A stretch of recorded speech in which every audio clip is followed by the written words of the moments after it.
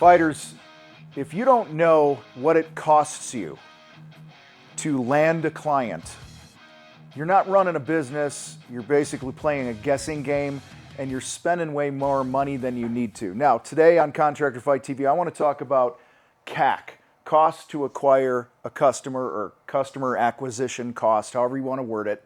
All right, this is important for a few reasons that I want to spell out to you here, and then I'm going to show you what it means.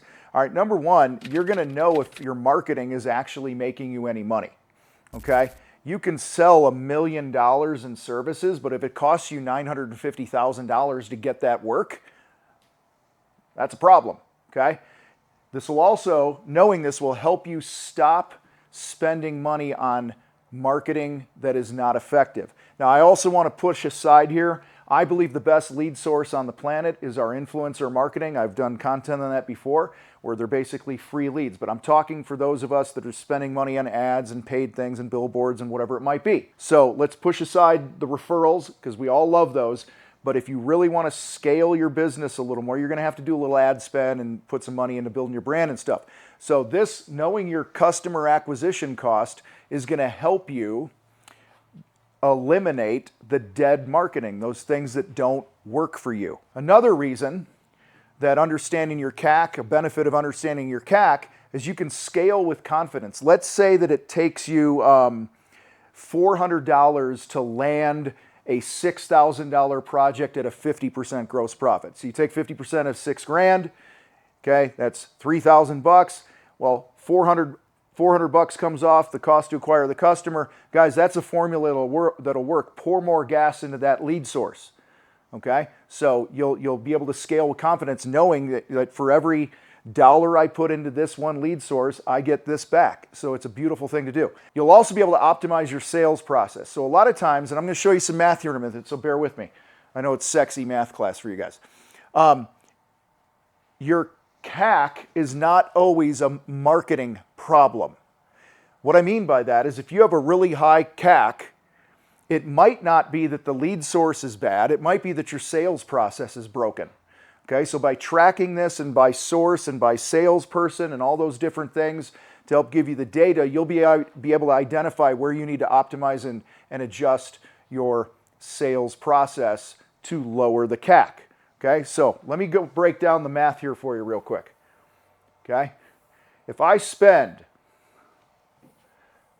$5,000 on marketing, a marketing source or all together, let's just say it's just all lumped in, and out of that $5,000 marketing spend, okay, ads, shit like that, I win 10 jobs. You divide what you spent by the number of jobs that you won, it cost you $500 to get a project. So, in this case, if I spend 5,000 bucks to get 10 jobs, I'm spending $500 to acquire a customer. Now, if my sale price for that customer is like 700 bucks on a smaller product, then obviously I'm not making any money.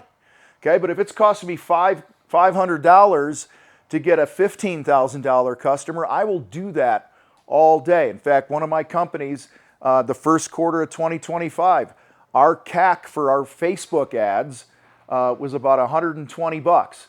But my average sale for Facebook was over 10,000 bucks. I will do that all day. Okay, but it helps you make better decisions with the math in your business. So I want to talk about a couple things really quick here that might be signs that your CAC is too high. First, you're busy but broke.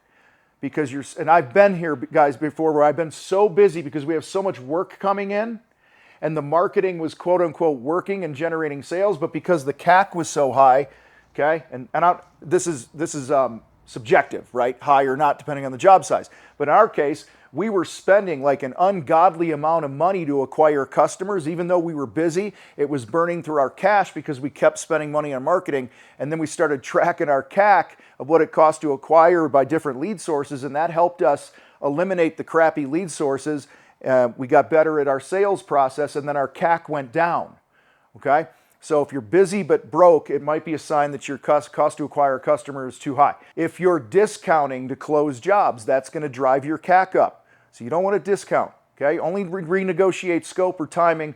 don't just discount your work to get the job, because if I discount a job, say my gross profit on a project, it's a small job, say my gross profit, you say it was a $2,000 job, gross profit was $1,000, but it cost me $500 to get the customer, and then I gave a $250 discount.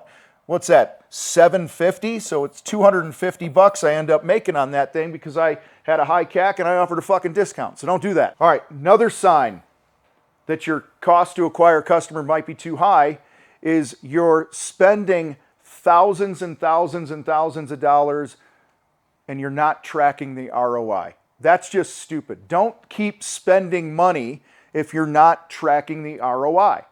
One of the lead sources in one of my companies, we have over a 2,000% ROI on one of our lead sources. I know that because I track the data. I have other lead sources that we put money into that we actually have a 0 ROI. So your CAC is going to be driven up if you keep spending money on the shit that's not getting you an ROI that is respectable. So I want to wrap this up by giving you guys some tips on how to lower your customer acquisition cost. Number one, speed to lead. Speed to lead is huge. Respond within 5 minutes. Answer your phone. Hire somebody to answer your phone. If it goes to voicemail, call them back like immediately. If I'm in a meeting and I can't answer my phone for some reason, if I'm the one answering the phone, in the meeting, I have one of those things where you, an auto text thing. You type in a couple characters and it sends a fucking message, whatever it's called. I'm too old to know what it's called. All right, I just use it. If I'm in a meeting and a number comes through and I can't answer, I just quickly go dick, dick, dick, and send the thing. And it basically says, hey, your call's important to me. I'm in a meeting. I will call you within 5 minutes of me getting out of the meeting. So at least they feel like they've been responded to quickly. The longer you take to respond to people, the higher your CAC is going to be. Second thing, track your damn lead sources. Everything that you do for marketing, you should be tracking individually. What am I spending? What's the ROI? How many leads? How many sales? The cost per lead, the cost per sale, the CAC for each of those lead sources. Again, you'll lower it by eliminating the shit that's not getting you the ROI that you want. Next way to lower your CAC is tighten up your targeting. A lot of you guys, I was just on one of our battleground calls recently, one of our members was like, yeah, I just dropped $10,000 on this mailing campaign, a direct mail campaign, and it went to like, 15,000 houses or whatever like that. And I'm like, did you segment and target, or did you just do like EDDM, everyday direct mail, and just spray and pray? And he's like, I just did the big blanket thing. And I said, how many times you can do that? He says, well, I only had the money to do it once. So this guy pissed away $10,000 or whatever the heck the number was on a massive net of people, which included, because he didn't filter out, people that had a low net worth or a low home value, people that were renters, all that stuff. So tighten in the targeting. I told him, I said, I'd rather you pick 200 people, 200 person list that's your ideal client, and spend that 10 grand over the next 12 months with them, mailing them every 2 weeks if you're going to do that. Because you're going to sniper rifle the right target, and that will lower your CAC. Next, get more reviews and more referrals. If you haven't grabbed our 5 Steps to 5 Stars course, go to contractorfight.com and / whatever the hell it is. All right, grab that because we teach you how to get more reviews and more referrals. Again, when a review comes in, somebody sees a review on Google and they call you, they're more likely to go with you because if you respond quickly, speed the lead, and the things that we're talking about, you're not a douchebag, all right, they're going to hire you, and that's going to lower your cost because it was a review. They found you organically. If a referral comes in, again, I do a project at somebody's house, they refer a friend to me, that's a free lead, you guys, so be referral worthy. And finally, to lower your CAC, fix your sales process. Learn how to sell, learn how to communicate. A lot of you guys have too high of customer acquisition costs because you suck at sales. So you think the answer is spending more money on marketing when the answer is actually optimize your sales process so that you can connect more with the right people and sell those projects. So guys, listen, if you can't tell me your CAC, like I said at the top, I don't believe you're running a real business. I believe you're just winging it. And we all want our businesses to grow, and this is a way that you can use a system and a process of understanding your marketing, breaking down the data that will help you make the right decisions that are based on facts, not feelings, because that's usually a recipe for disaster. So, drop your CAC in the comments for me. If you're watching this on YouTube, Go the last, year to date, whatever month you watch this video, year to date, just go, my year to date CAC is this.